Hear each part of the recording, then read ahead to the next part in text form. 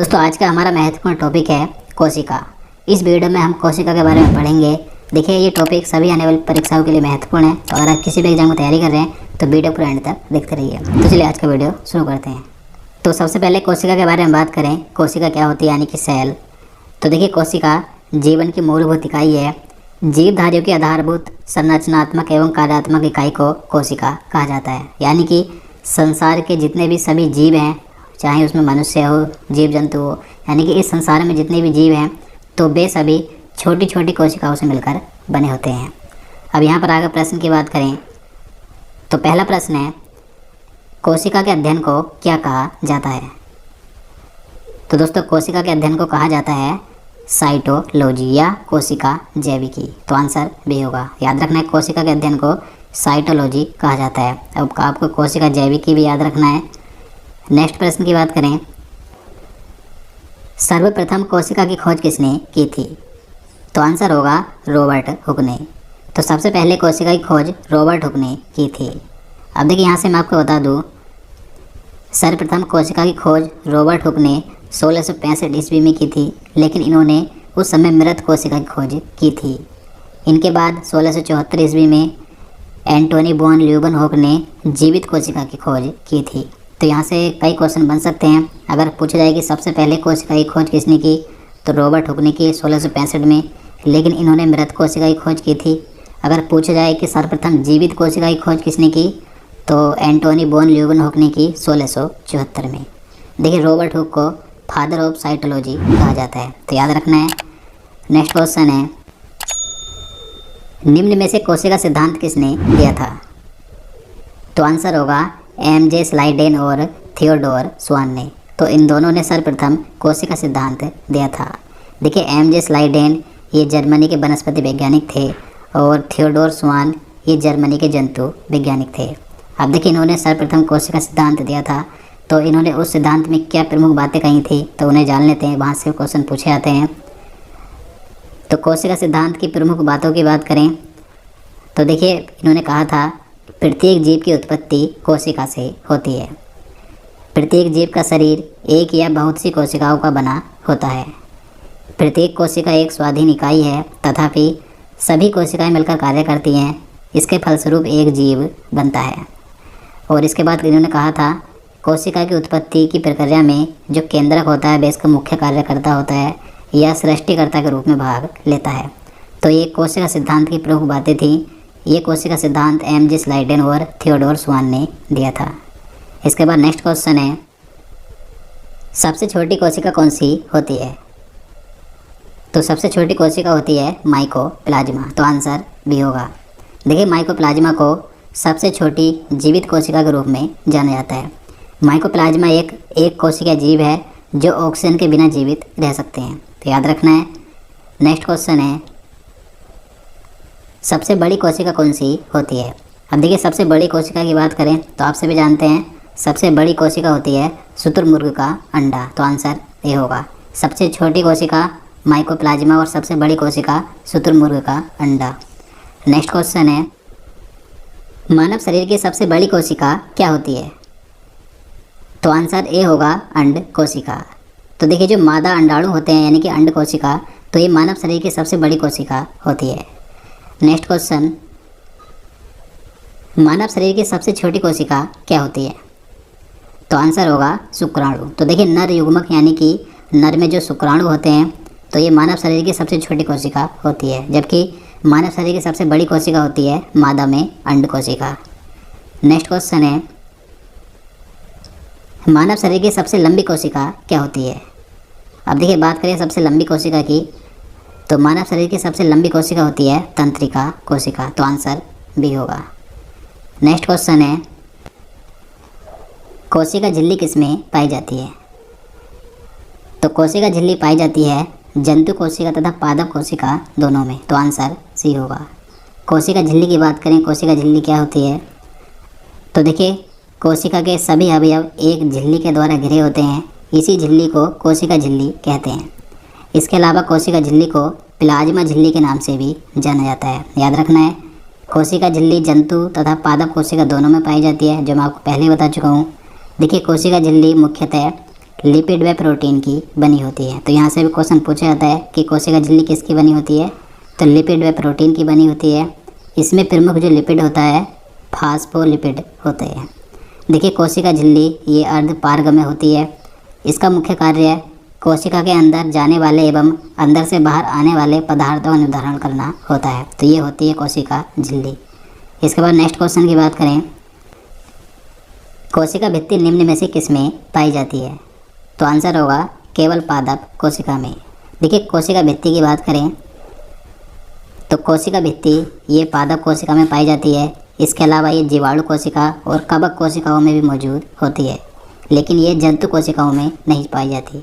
तो कोशिका भित्ति पादप कोशिकाओं में पाई जाती है। इसके अलावा जीवाणु कोशिकाओं में भी होती है और कवक कोशिकाओं में भी होती है, लेकिन जंतु कोशिकाओं में नहीं होती।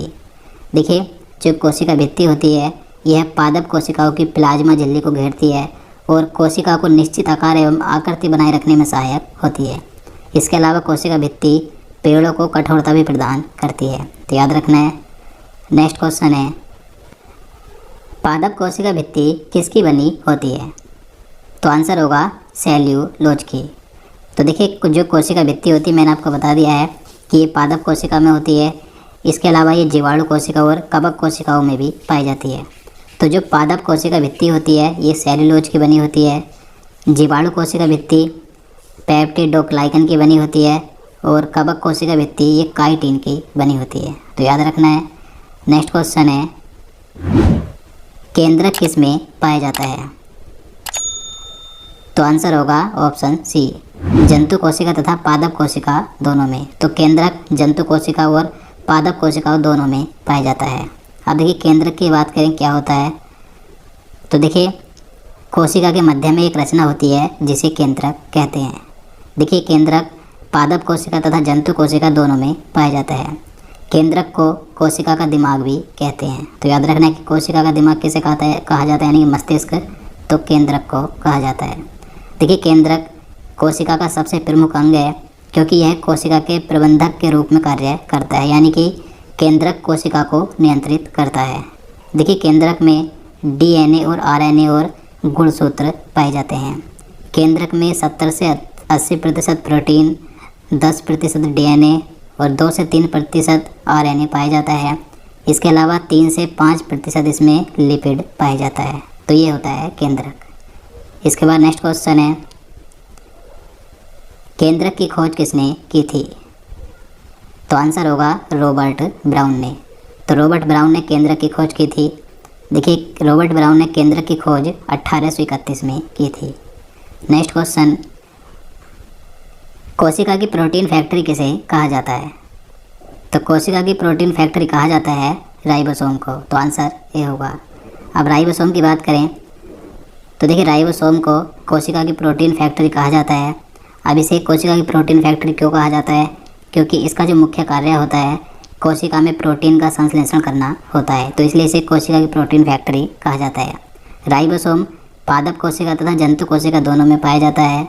और देखिए राइबोसोम कोशिका का सबसे छोटा अंग होता है। यह राइबोन्यूक्लिक एसिड तथा प्रोटीन की बनी होती है। राइबोसोम की खोज जॉर्ज ए प्लाडे ने की थी। तो याद रखना है। नेक्स्ट क्वेश्चन, कोशिका का ऊर्जा गृह किसे कहते हैं, तो कोशिका का ऊर्जा गृह यानी कि पावर हाउस कहा जाता है माइटोकॉन्ड्रिया को। तो आंसर सी होगा। अब देखिए माइटोकॉन्ड्रिया की बात करें तो माइटोकॉन्ड्रिया कोशिका द्रव्य में पाई जाने वाली गोलाकार अथवा सूत्राकार रचनाएं होती हैं। माइटोकॉन्ड्रिया एक दोहरी झिल्ली से घिरी होती है। ये जो दोहरी झिल्ली होती है ये उभरी होती है, यानी कि इन उभारों को क्रेस्टी कहते हैं। माइटोकॉन्ड्रिया को कोशिका का ऊर्जा गृह यानी कि पावर हाउस कहा जाता है, क्योंकि देखिए माइटोकॉन्ड्रिया ये कोशिका को ऊर्जा उत्पन्न करता है। माइटोकॉन्ड्रिया में कोशिका श्वसन से जो संबंधित कार्य होता है ये एटीपी के रूप में होता है। और इसके अलावा देखिए कोशिका में भोजन का ऑक्सीकरण माइटोकॉन्ड्रिया में ही होता है। तो याद रखना है। नेक्स्ट क्वेश्चन है, कोशिका की आत्महत्या थैली किसे कहा जाता है, तो कोशिका की आत्महत्या थैली कहा जाता है लाइसोसोम को। तो आंसर भी होगा। लाइसोसोम की बात करें तो देखिए इसकी खोज क्रिश्चियन दे दोबे ने की थी। लाइसोसोम कोशिका के अंदर पाचन का कार्य करता है। देखिए इसके अंदर जल अपघटक एंजाइम पाया जाता है। देखिए, जब कोशिका के अंदर कोई अंग काम नहीं करता है तो वह उसे अंग को नष्ट कर देता है। इसके बाद जब कोशिका कार्य नहीं करती है तो वह फट जाती है, जिसे पूरी कोशिका नष्ट हो जाती है। इसलिए इसे कोशिका की आत्महत्या थैली यानी कि सुसाइड बैग कहा जाता है। तो याद रखना है। नेक्स्ट क्वेश्चन है, कोशिका में पदार्थों का परिवहन किसके द्वारा होता है? तो कोशिका में पदार्थों का परिवहन होता है गोल्जी काई के द्वारा। तो आंसर डी होगा। देखिए, गोल्जी काई की बात करें तो इसकी खोज 1898 में कैमिलो गोल्जी ने की थी। गोल्जी काई ये पदार्थों का परिवहन करता है, अर्थात यातायात में सहायक है। इसलिए गोल्जी काई को यातायात प्रबंधक भी कहते हैं। तो याद रखना है। नेक्स्ट क्वेश्चन, निम्न में कोशिका विभाजन में सहायता कौन करता है? तो कोशिका विभाजन में सहायता करता है तारक काय। तो आंसर बी होगा। तारक काय की बात करें तो देखिए, तारक काय केवल जंतु कोशिका में पाया जाता है। यह एक बेलन जैसी रचना होती है जो केंद्रक के पास मौजूद रहती है। तो तारक काय कोशिका विभाजन में सहायता करता है। नेक्स्ट क्वेश्चन, कोशिका रस निम्न में से किसे कहा जाता है? तो देखिए, कोशिका रस कहा जाता है रसधानी को। तो आंसर ये होगा। रसधानी की बात करें तो देखिए, रसधानी यह एक निर्जीव रचना है। इसमें तरल पदार्थ भरा होता है जो कि एक झिल्ली से घिरा होता है। तो रसधानी में एक प्रकार का द्रव पाया जाता है जिसे कोशिका रस कहते हैं। देखिए, कोशिका रस में जल, खनिज, लवण, कार्बोहाइड्रेट इत्यादि पाए जाते हैं। देखिए, रसधानी जंतु में तो छोटी होती है लेकिन ये पादपों में बड़ी होती है। तो याद रखना है। नेक्स्ट क्वेश्चन, लवक कितने प्रकार के होते हैं? तो देखिए, लवक होते हैं 3 प्रकार के। तो आंसर बी होगा। देखिए, लवक की बात करें तो लवक ये केवल पादप कोशिका में पाए जाते हैं। यह 3 प्रकार के होते हैं, हरित लवक, अवर्णित लवक और वर्णित लवक। तो याद रखना है। नेक्स्ट क्वेश्चन, कोशिका कितने प्रकार की होती है? तो कोशिका 2 प्रकार की होती है। तो आंसर ए होगा। अब कौन कौन सी? तो कोशिका 2 प्रकार की होती हैं, प्रोकैरियोटिक कोशिका और यूकैरियोटिक कोशिका। अब इन दोनों के बारे में एक एक करके बात कर लेते हैं, इनमें क्या क्या अंतर होता है। तो सबसे पहले प्रोकैरियोटिक कोशिका की बात करें तो देखिए, यह कोशिकाएं अर्ध विकसित होती हैं। इनमें केंद्रक भी अविकसित होता है और इनमें जो राइबोसोम होता है वो 70S प्रकार का होता है। इन कोशिकाओं में कोशिका विभाजन नहीं होता। इनमें स्वतंत्र तंत्र झिल्ली में होता है। अब ये जो प्रोकैरियोटिक कोशिका होती है किन में पाई जाती हैं? उदाहरण के लिए जैसे कि बैक्टीरिया और माइकोप्लाज्मा।